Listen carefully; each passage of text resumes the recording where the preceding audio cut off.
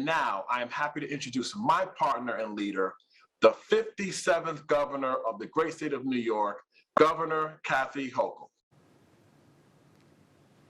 Well, thank you very much. I want to thank my great Lieutenant Governor, Brian Benjamin. He's just been an extraordinary partner through this journey together.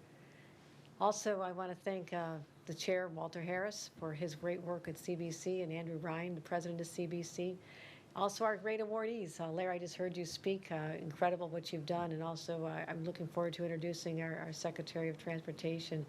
You know, first of all of you have done just an amazing job. As my lieutenant governor said, for 89 years, you've had a pivotal role in making sure that we have not just good government, but smart policies to follow.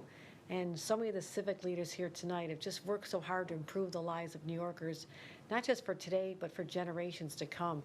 You've worked hard to understand the inner workings of state and city government, and I'm so grateful for your commitment to transparency and accountability. You're always laying out blueprints for great policy reforms that guide policymakers across government, from the MTA to housing to accountable budgeting. And we're lucky to have you as a partner and a resource. And I so look forward to working with each and every one of you as we deal with the pressing issues facing our state. And one of the most important things we need to do is deal with transparency and accountability in government. I've made this so crystal clear from day one that we will be a very different administration, that transparency and holding people accountable is important to me as well. So I'm grateful to Andrew and the CBC on this issue. I've already directed all of my state agencies to deliver a plan on how they're going to improve transparency literally in a matter of days. And we've improved our delivery of reporting of data because we want this information out to the public. It's not just the right thing to do, it's a cornerstone of effective government. We've already taken many actions. We went from the worst in the country to the best in terms of getting money out the door for those who need it, for tenants and landlords. A lot of other initiatives we've worked hard on. And I just want to say, infrastructure is so important, and that's why honoring Secretary Buttigieg is so important here today. It gives them a chance to know more about us in New York. I've had a chance to work on many issues as a local government official. I have a real affinity for people who come out of local government, as he did when he was mayor of South Bend. I'm also a Notre Dame fan, marrying a guy from Notre Dame, and my son went there, so there's that special connection as well. But the way we're going to get out of this crisis is to focus on infrastructure, transportation, and under-the-ground infrastructure, as well as our many, many projects that need to be funded by the federal government at this time. So it's not just abstract concepts when we talk about infrastructure.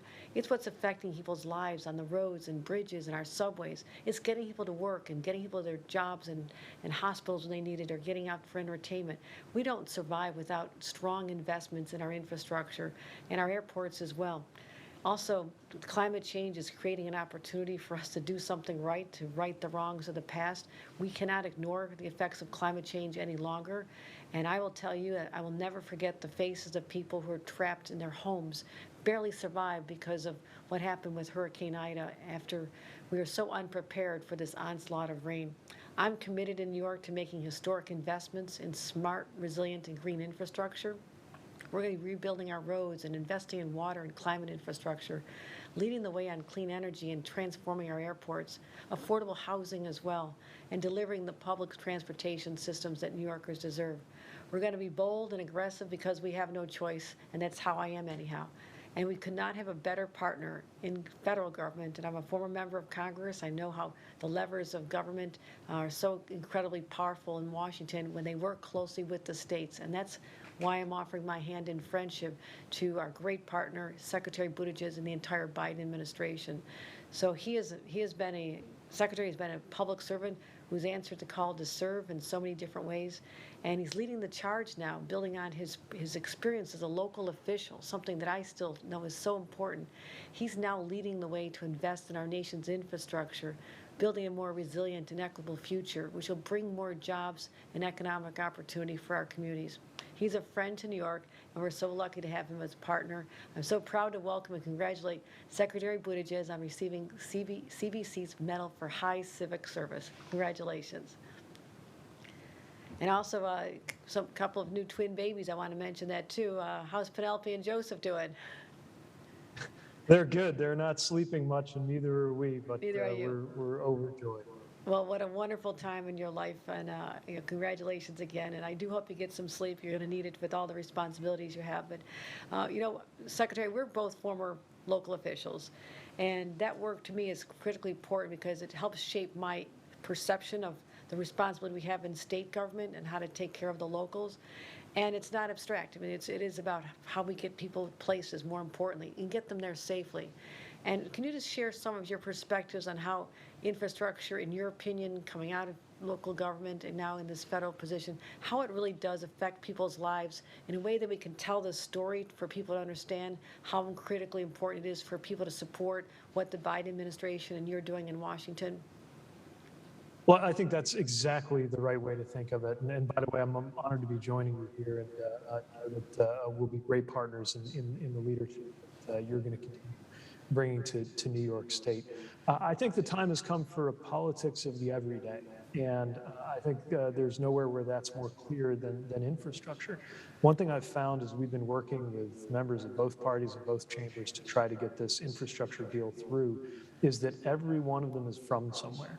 And it doesn't take much persuading for the constituents who have sent people to Washington to realize that their daily lives and livelihoods are at stake in the decisions we make or fail to make, and making it easier to get around, making it easier to get through your everyday life. Whatever is important to you in your life, it doesn't happen if there's not a road to get you to where you're going or some safe means of transit or conveyance. And that's exactly why this opportunity is reaching us at the right time as a country. Right.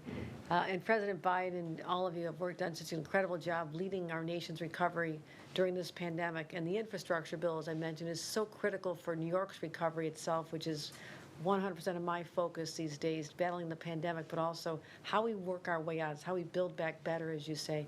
And as long as I can make a pitch for New York, some of our critical priorities are the Gateway Tunnel project, the 2nd Avenue subway, second phase, as well as 4 new Metro North stations to take people from the Bronx to increase transit accessibility in some underserved communities. And how do you view the role of infrastructure investment in terms of the impact on our recovery from COVID? Explain the interaction between getting out of COVID, but also investing in infrastructure and how they're intrinsically linked. Well, I think as you are leading New York's recovery and as leaders around the country are pursuing this, it's very clear that we cannot just be focused on rewinding to 2019. This is the very essence of what maybe is being said so many times that it just sounds like a catchphrase. But when we say build back better, we really mean that better part. The truth is what happened with the pandemic and is continuing to affect us in our lives and our economy has surfaced and revealed weaknesses in our old ways of doing things and weaknesses in our physical and social infrastructure that didn't arrive overnight, that have built up over a long time, but that we have a chance to do something about right now. And that's part of why you see such bold endeavors, if I may, to invoke the title of Felix Roden's book, underway in this administration, because we know that there's no going back, and that doesn't have to be a bad thing. Well said. And before I was elected to Congress a decade ago, I'd also been a staffer on Capitol Hill working for Senator Moynihan on infrastructure a long time ago. And that was the one area, maybe farm bill and infrastructure bills, where there was always bipartisanship. No one fought over this. Everybody wanted something for their states and for their districts. And it was always, people sort of jumped off the cliff together. There was a big price tag, but it was important to keep our economy moving forward. What's your prognosis this year in the climate that we're in as far as your predictions on the success of the infrastructure bill that's under consideration? Well, as you note, it's one of the last remaining areas of domestic policy where bipartisan consensus is possible, or at least bipartisan overlap. And again, I think it's because of citizens, communities, civic organizations like this one holding their elected leaders accountable, because everybody can point to the port, the airport, the road, the bridge, to the piece of physical infrastructure in their community, in their commute, in their lives that needs attention. For that reason, I think the prognosis is bright, but it won't happen on its own. We still have to get this legislation through, and then critically, as soon as it's signed, departments like mine and administrations like yours will get to work deploying those dollars effectively. That won't be an easy thing, but it will be, I think, a very welcome task because we all know just how great the need is, and maybe most importantly of all, how much potential we can unlock when we do make those investments that have always been those force multipliers on what makes America so strong. Well said, Mr. Secretary, and once again, congratulations on your recognition from an organization that we have such respect for, and I look forward to seeing you in person next time you're in New York, and we will build back together stronger. Well, thank you. Again, honored to be with you, and likewise, looking forward to partnering for the benefit of New York, and as we work to deliver the president's vision. I'm eager to see what we're going to be able to accomplish together. Good night.